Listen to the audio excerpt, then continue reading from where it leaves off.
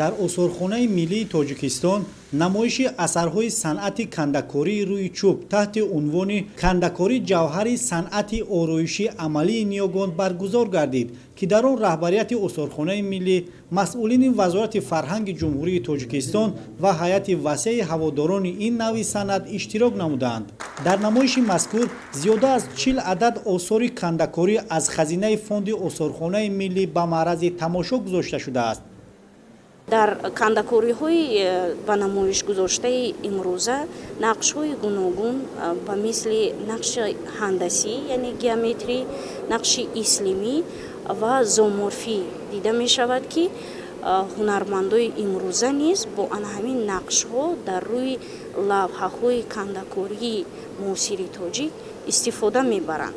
гуфтан ба маврид аст, ки кандакорӣ яке аз ҳунарҳои ороишии амалӣ ба ҳисоб рафта дар рӯи санг, чӯб, устухон, гаҷ ва дигар ашёҳо бо роҳи кандан, тарошидан ва буридан иҷро карда мешавад. чӣ тавре ки маълум аст, кандакорӣ аз ҳунарҳои қадимаи мардуми шарқ ба ҳисоб рафта дар қаламрави Тоҷикистон зиёд рушд кардааст. пайдоиши он дар Осиёи Миёна аз асрҳои 5-8 мелодӣ сарчашма гирифта то ба имрӯз ба таърихи устоду шогирд идома дорад.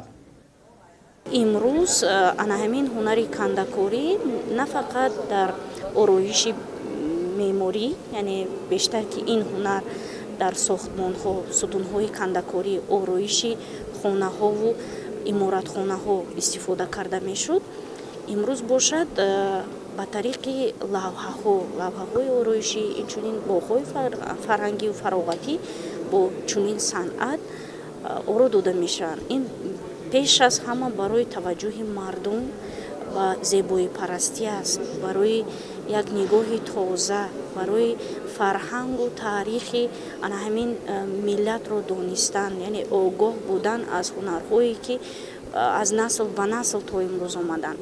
бо истифода аз усули кандакории рӯи чӯб ҳунармандон тавонистанд асарҳои ҷолибу рангин офаранд, ки баъзе аз ин ҳунарҳои дастӣ то ба имрӯз боқӣ монданд.